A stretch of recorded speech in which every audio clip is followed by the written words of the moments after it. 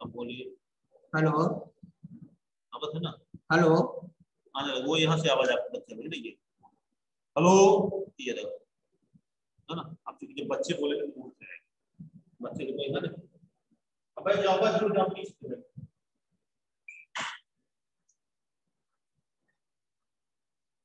Good morning बच्चों। मैं दिनेश सिंह। आज मैं 6वीं कक्षा को गणित विषय में प्रारंभिक आकारों को समझना लेसन 5 पढ़ा रहा हूं। आप लोग उसे ध्यानपूर्वक समझने का प्रयास करें।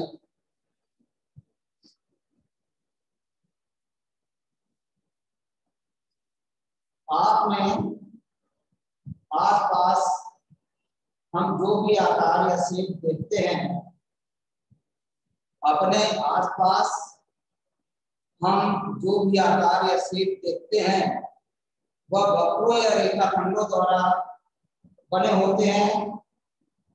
हम अपने परिवेश में कोने, किनारे, तल, खुली वक्र और बंद वक्र देखते हैं। हम इन्हें रेखाखंडों, कोणों, त्रिभुजों, बहुभुज और वृत्तों में संगठित करते हैं। हम पाते हैं कि ये विभिन्न साइज या मापों के होते हैं। तो आज हम इनके मापों की तुलना करने के बारे में कुछ विधियों को बताने जा रहे हैं। सबसे पहले रेखाखंडों का मापना।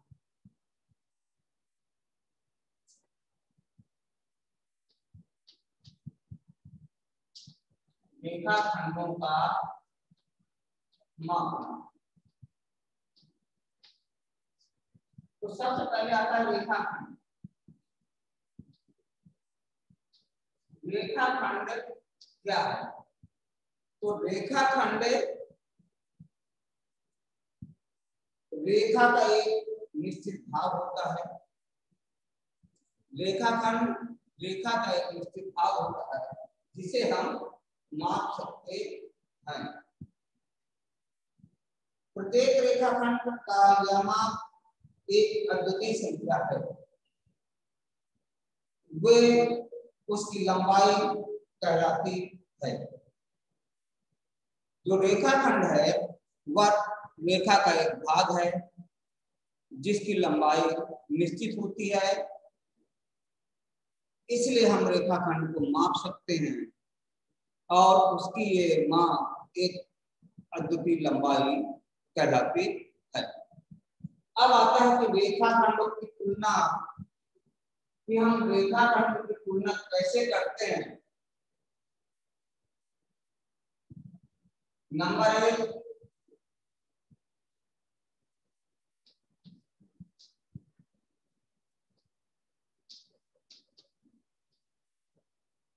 जो रेखाखंड की तुलना है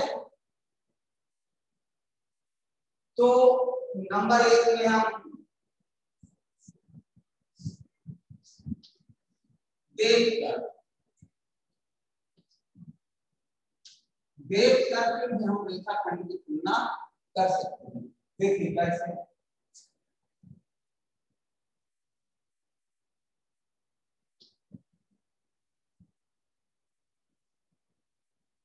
यहाँ हमारी 2 रेखाखंड हैं, एक AB और एक CD।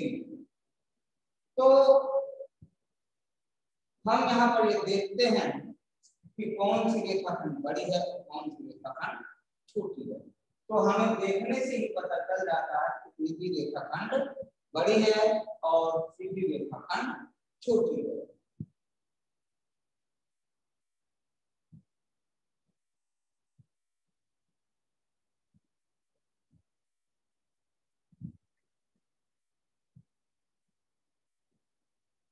इन कुछ परिस्थितियों में हम देख करके नहीं बता पाते हैं कि कौन सी रेखाखंड छोटी है, कौन सी रेखाखंड बड़ी, जिसमें बहुत कम अंतर होता है। तो उसके लिए हम रूलर और डिवाइडर के द्वारा तुलना करते हैं।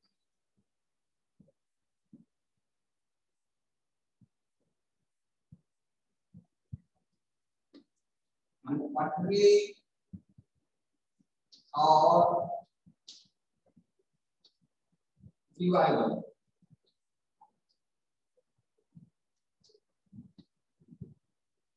द्वारा। अब देखिए हम कैसे इसकी तुलना करते हैं पटरी और डिवाइडर के माध्यम से। तो देखिए जैसे एक रेखाखंड ये है, ये मान लीजिए है और एक रेखाखंड ये हमारा सीधी है। तो ऐसे हमें देखने से हम ये नहीं समझ पा रहे हैं कि कौन सी रेखाखंड बड़ी है और कौन सी रेखाखंड छोटी है।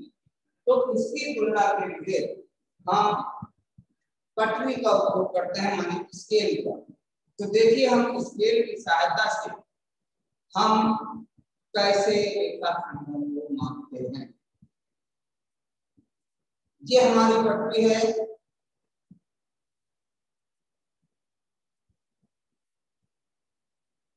ये 15 इंच की पटरी है, यानी कि 38 सेंटीमीटर। तो अगर हम सेंटीमीटर में नापें तो इसके प्रारंभिक बिंदु A पर हम सेंटीमीटर का शून्य वाला चिन्ह रखेंगे और B पर हम देखेंगे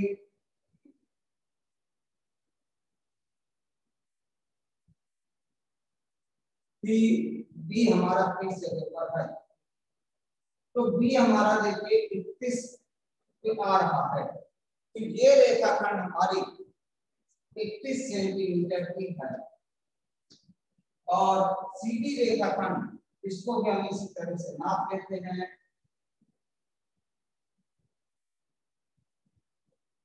तो ये सीधी रेखाखंड 32.5 सेंटीमीटर है। तब हम ये कह सकते हैं कि एबी रेखाखंड हमारा छोटा है और सीधी रेखाखंड बड़ा है। और दूसरी जो विधि है डिवाइडर द्वारा, तो डिवाइडर द्वारा हम किस तरह से मापते हैं ये आपको देखना है। तो इसके प्रारंभिक बिंदु पर हम एक नुकीले सिरे को रखेंगे और दूसरे नुकीले सिरे को बी पर रखेंगे। इस तरह से आप देख सकते हैं।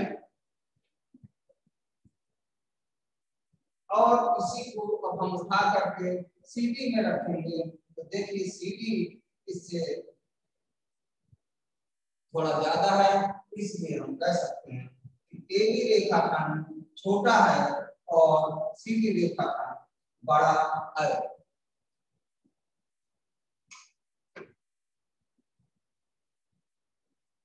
तीसरा है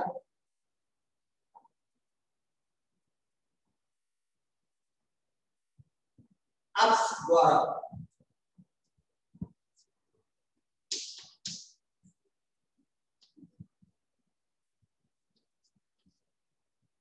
अक्ष द्वारा, अक्ष द्वारा देखिए हम कैसे करते हैं। अक्ष का मतलब हम ट्रेसिंग पेपर में ले लेते हैं।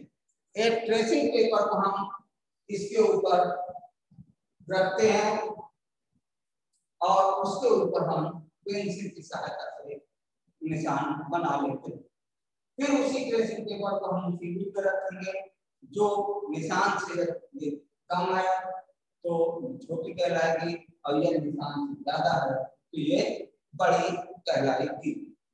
तो इस तरह से हम रेखाखंडों की तुलना देखकर कर सकते हैं, रूलर और डिवाइडर द्वारा कर सकते हैं और अक्ष द्वारा कर सकते हैं।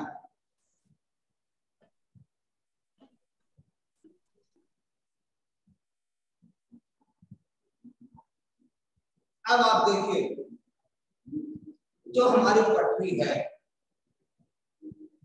तो एक जो हमारी बड़ी वाली पटरी होती है 1 फुट की, यानी कि 1 फुट में हमारे 12 इंच या 30 सेंटीमीटर होते हैं।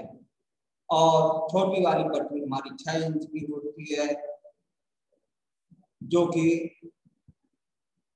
15 सेंटीमीटर, 6 इंच या 15 सेंटीमीटर की होती है।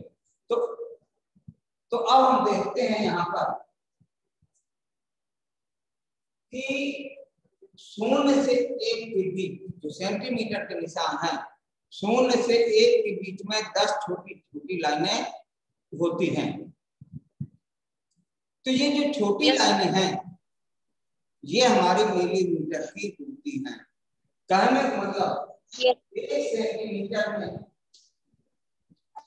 10 मिलीमीटर होते हैं। 1 सेंटीमीटर में 10 मिलीमीटर होते हैं।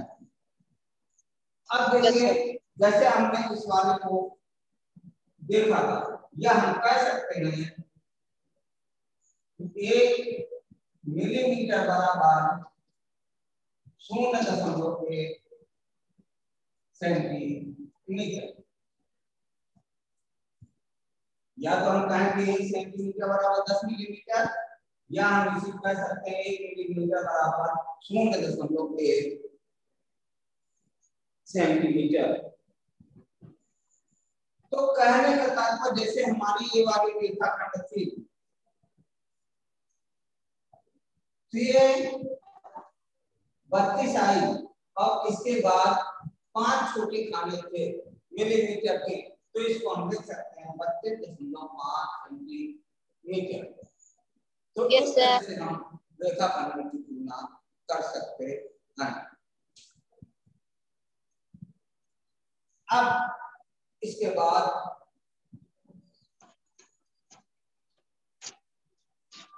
आता है प्रश्नावली 5.1।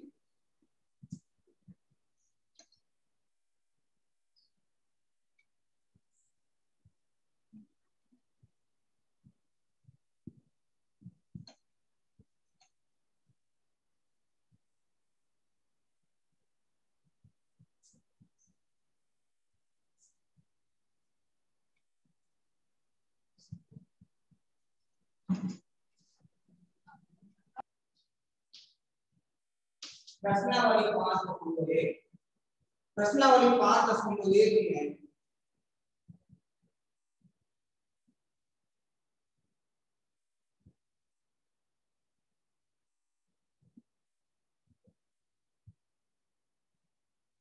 तीसरा सवाल आप देखिए।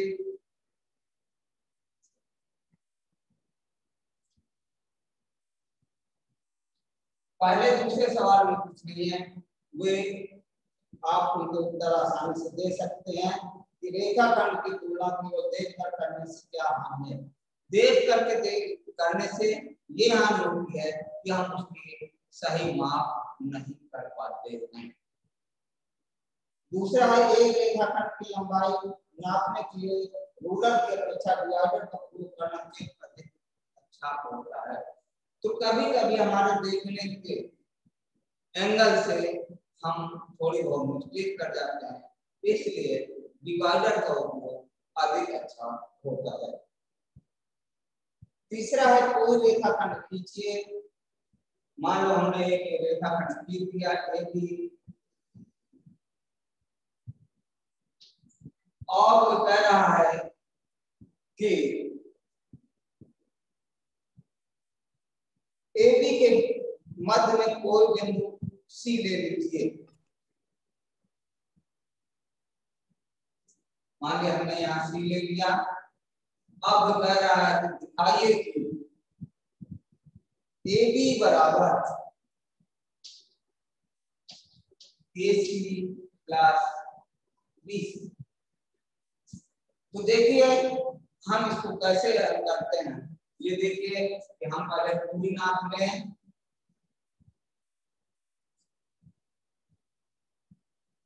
ये हो गया 38,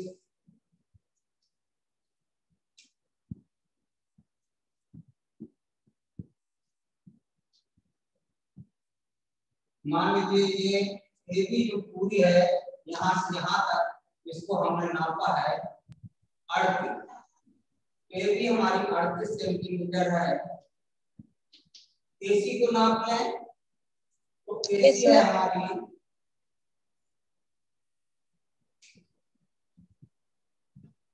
38 18 सेंटीमीटर और BC को हम आपको देखें तो BC है हमारी 20 सेंटीमीटर। देखिए ये है 38 सेंटीमीटर और इन दोनों को हमने जोड़ दिया तो ये भी हमारा 38 सेंटीमीटर। इस तरह से तीसरे सवाल को करना है कि एक रेखाखंड किसी भी नाम का खींच लेना है, उसके मध्य में एक C बिंदु ले लेना है, फिर पूरी रेखाखंड AB को नापना है और दोनों भागों को AC और BC को नापना है और जोड़ करके देखना है कि AB जो है AC और BC के बराबर है। बेटा समझ में आ रहा है? Hello sir. हमारी आवाज पहुंच रही है? Yes sir. चौथा है एक रेखाखंड पर बिंदु ABC इस प्रकार अंकित है कि AB 5 सेंटीमीटर, BC 3 सेंटीमीटर और AC 8 सेंटीमीटर। खाना खाने कर मैं खाते उड़ते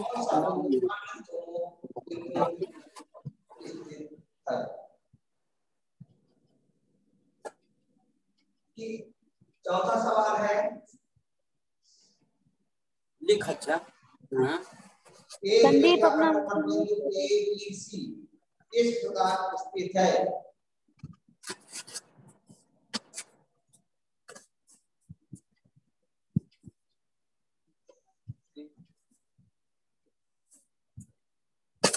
ABC इस तरह स्थित है कि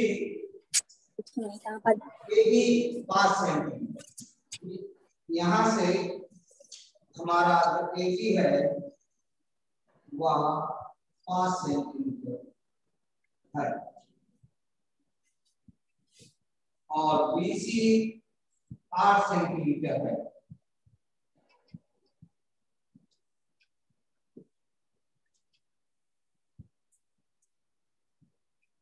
ये हमारा 5 सेंटीमीटर और ये 8 सेंटीमीटर है।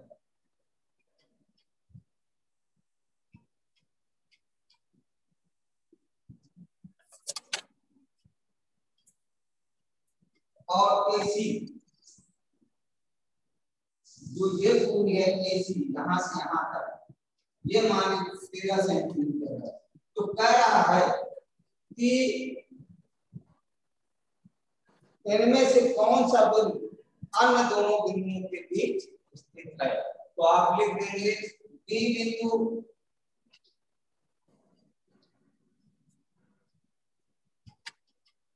A और C बिंदुओं के बीच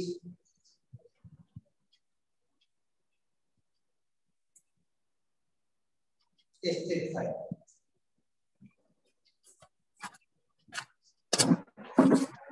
देखिए फिगर से ही समझ लीजिए, यहाँ A है यहाँ C है, तो A और C के बीच में B बिंदु स्थित है। Yes sir.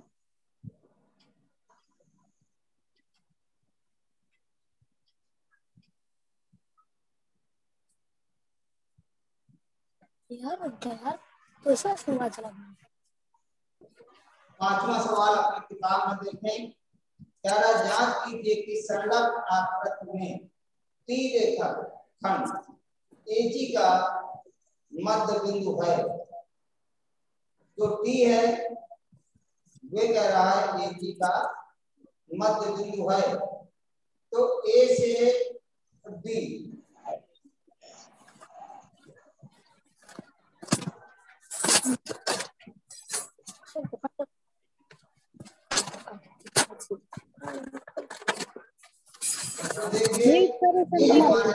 है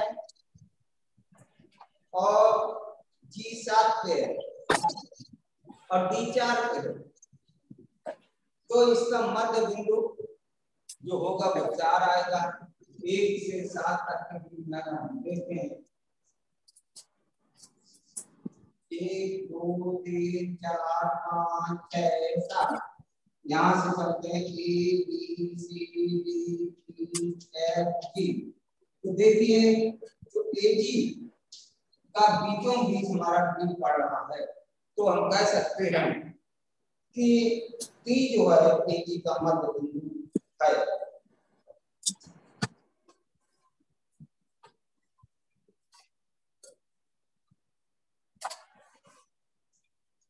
इसी तरह से छठवां है कि P जो है AC का मध्य बिंदु है,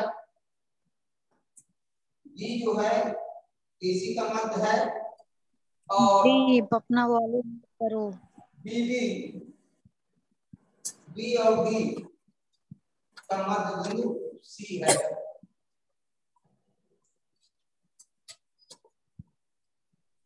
तो हम कह सकते हैं AB बराबर हमारा CD है।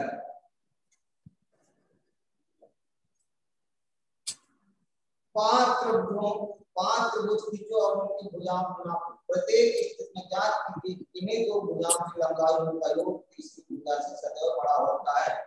तो आप एक सवाल देख सकते हैं। मान लीजिए हमने एक त्रिभुज खींच दिया A B C।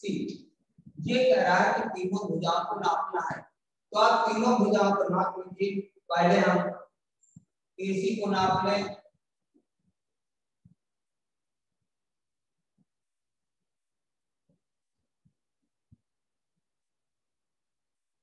तो AC देखिए हमारी 25 सेंटीमीटर है। BC को नाप लें। BC हमारी 23 सेंटीमीटर है,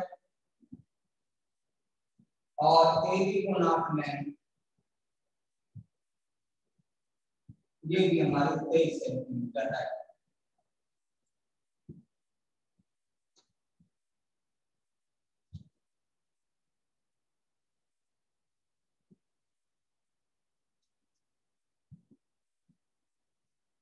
तो ये कह रहा है कि किन्हीं दो भुजाओं की लंबाइयों का योग तीसरी भुजा की लंबाई से सदैव बड़ा होता है। तो पहले किन्हीं दो भुजाओं को जोड़ लें, AB प्लस BC। अगर इन दोनों को हम जोड़ें तो हम देखते हैं कि ये हमारी AC से बड़ा है। किन्हीं दो भुजाओं का योग माने AB और BC का जो जोड़ आएगा वे AC से अधिक होगा। करके देख लेते हैं। आप देखिए AB है 23 सेंटीमीटर, BC भी है 23 सेंटीमीटर, AC है 25 सेंटीमीटर।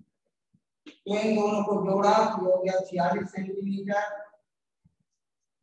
और ये हो गया 25। तो देख रहे हैं कि दो भुजाओं का योग माने AB और BC का योग जो है वे AC से बड़ा है। इसी तरह से और हम देख सकते हैं। मान लो हमने जोड़ा BC प्लस AC, ये हमारा बड़ा है AB से। देखिए BC है 23 सेंटीमीटर, AC है 25 सेंटीमीटर और AB है 23 सेंटीमीटर। तो BC और AC का योग आ गया यहाँ पे 48 सेंटीमीटर, जो कि AB से बड़ा है।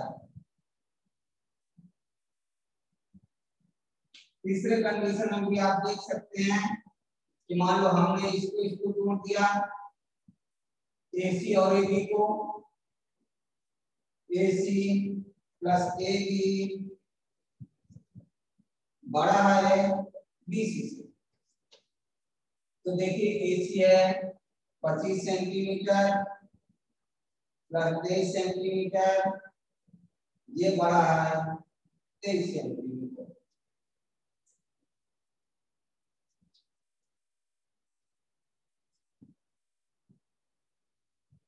कहने का तात्पर्य है कि त्रिभुज की किन्हीं भी दो भुजाओं का योग तीसरी भुजा से अधिक होता है। आप एक त्रिभुज लीजिए, उसके तीनों भुजाओं को जोड़ लीजिए, वे तीनों भुजाओं की माप कर लीजिए और फिर आप उनकी किन्हीं भी दो भुजाओं को जोड़िए तो आप देखेंगे कि दो भुजाओं का योग जो है वो तीसरी भुजा से अधिक आएगा। इस तरह से हमारी प्रश्नावली 5.1 समाप्त होती है। यस।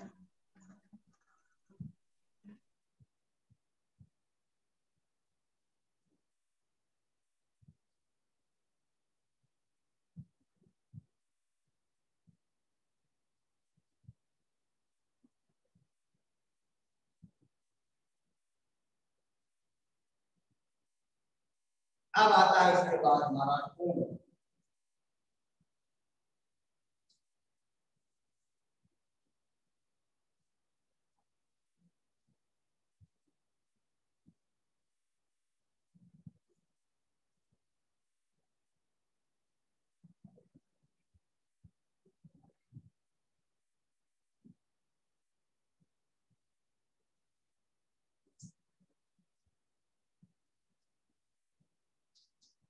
कोण देखिए, कोण क्या है? दो रेखाखंड या दो किरणों के मध्य जो झुकाव होता है उसे हम कोण कहते हैं।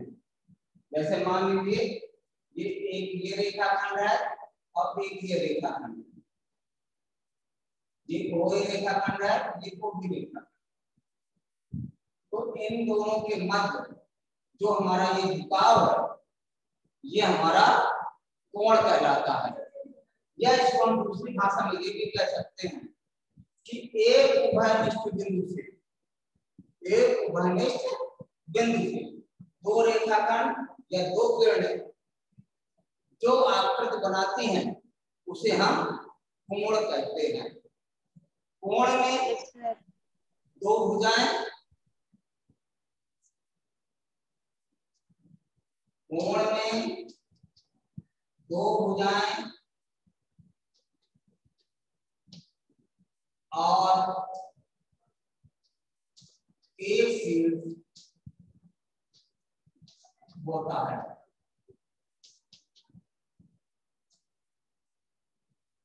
कोण में दो भुजाएं और एक शीर्ष होता है। कोण को हम इस चिन्ह से प्रदर्शित करते हैं।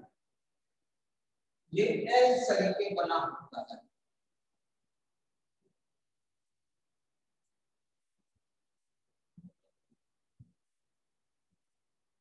अब आपने भूगोल पढ़ा होगा, सामाजिक अध्ययन, उसमें आपको बताया गया है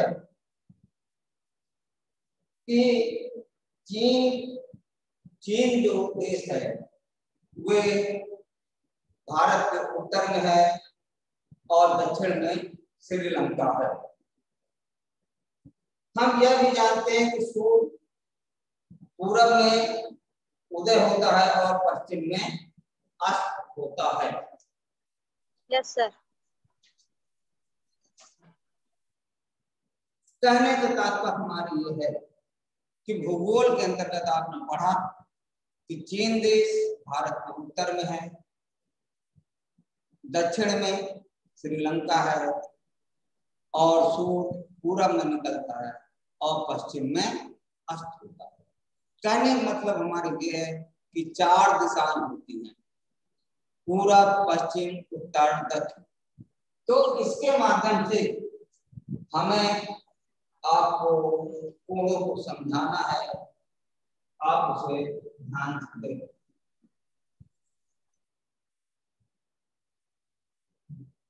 भूगोल में आप गौर करेंगे, देखेंगे कि ऊपर की ओर उत्तर होता है और नीचे की ओर दक्षिण। उत्तर को इंग्लिश में हम कह लेते हैं नॉर्थ और दक्षिण को साउथ। तो नॉर्थ को हम एन से लिखते हैं उत्तर को, और साउथ माने दक्षिण को एस से।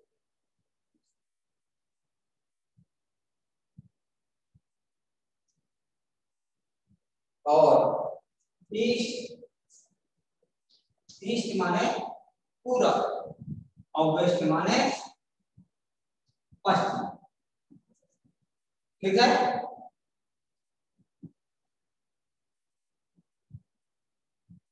तो सूर्य हमारा यहां से निकलता है और घूमते हुए यहाँ पर डूबता है।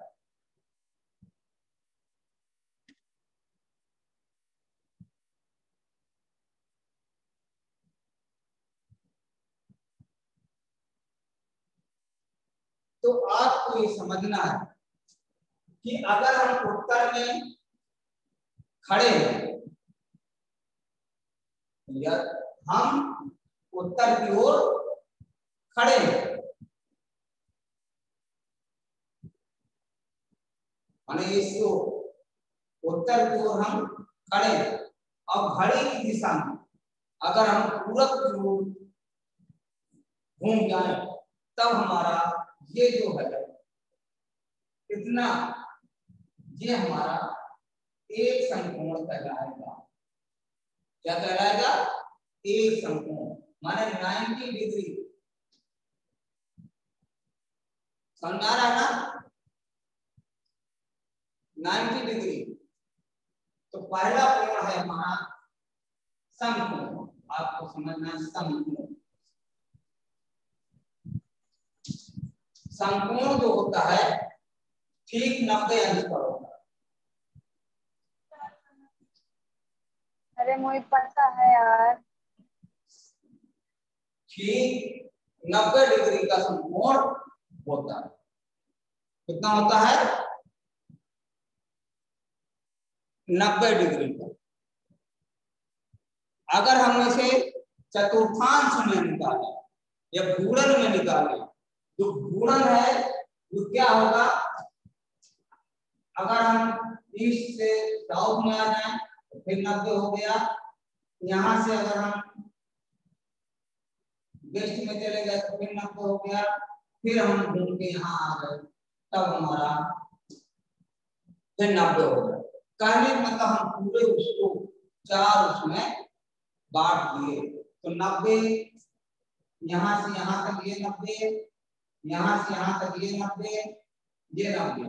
तो कहने का मतलब संपूर्ण कोण पूरा है, एक पूरा कोण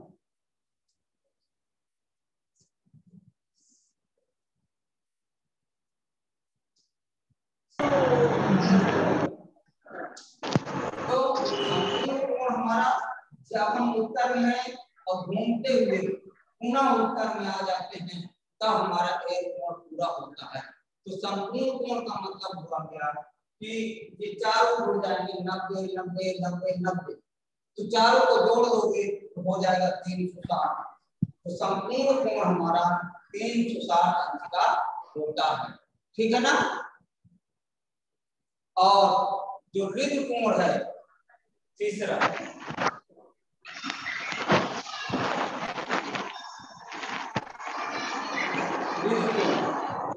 या इसी को हम कह सकते हैं सरल कोण। ये हमारा जब हम नॉर्थ में होते हैं और घूम करके साउथ में आ जाते हैं तब हमारा एक कोण या सरल कोण होता है। तो 90 और 90 180 का मतलब कोण हमारा ठीक 180 अंश का होता है। जब हम इसे गुणन में देखें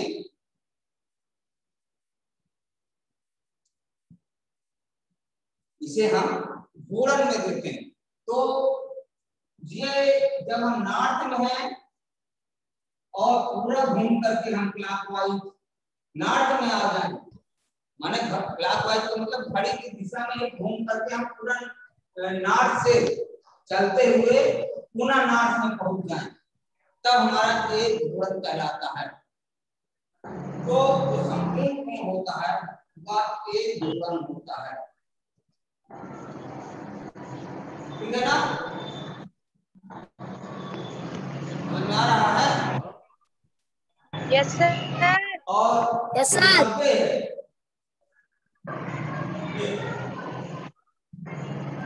तो 90 संपूर्ण जो है 90 अंश, माने जैसे हम नॉर्थ में हैं और घूम करके हम ईस्ट में आ गए तब हमारा एक समकोण हुआ। समझ आया? तो ये कितने गुणन हो जाएगा, पूरा गुणन हो जाएगा 360, तो 90 अंश उसका कितना भाग हुआ, 90/360। अगर हम काट दें तो 1/4 गुणन, जो संपूर्ण होता है वो 1/4 गुणन होता है, और जो विकोण होता है सरल गुण वे कहने का हमारा 180 अंश/360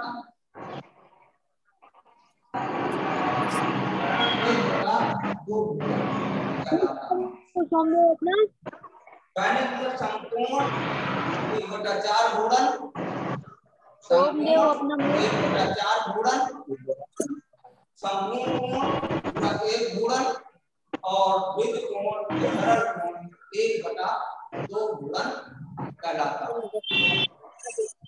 संपूर्ण कोण में 4 संपूर्ण होते हैं। म्यूट करो अपना। और संपूर्ण में 1 संपूर्ण होता है, विद कोण में हमारे 2 संपूर्ण होते हैं। आप इसको समझ सकते हैं कि जब हम नॉर्थ में हैं और साउथ में आ जाते हैं घूम के, तो एक संपूर्ण कहने का मतलब विद कोण में 2 संपूर्ण होते हैं और संपूर्ण कोण में 4 संपूर्ण होते हैं।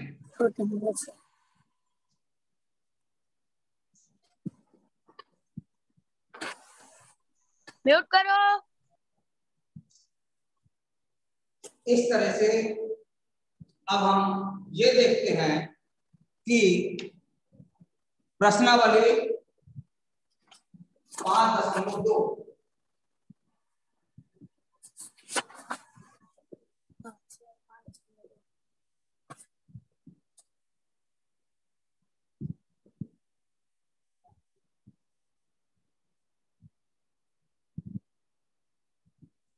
प्रश्नावली 5.2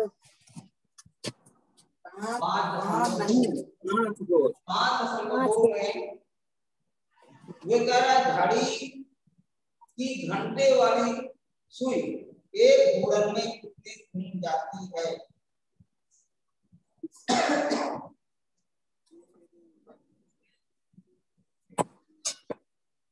पहला कह रहा है ए नंबर पे 3 से 9 में, ये हमारी घड़ी है, ये 12 है, ये 6 है, ये 3 है, ये 9। तो वे कह रहा है कि 3 से 9 अभी हमारी घंटे की सुई 3 पर है और ये घूम करके अगर 9 पे आ जाए तो कितनी घूम जाएगी। आप दिशा से समझ सकते हैं, यहाँ ईस्ट था, यहाँ वेस्ट है, ये नॉर्थ है, ये साउथ। तो 3 से 9 में आने में ये पूरा 180 अंश यानी कि 1/2 गुणन घूम जाती है। इसी तरह से 4 से 7 में आने पर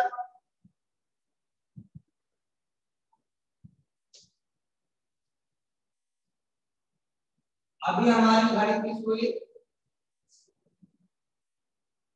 मान लीजिए 4 पर है और घूम करके 7 में आ गई, तब हमारा ये देखिए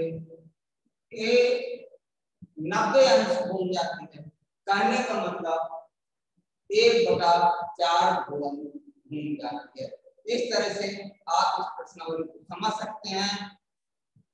आप इसका घर में रिवीजन करिएगा, कल हम पुनः आपको इसके बारे में बताएंगे। धन्यवाद। Thank you sir. नमस्ते। हेलो नमस्ते।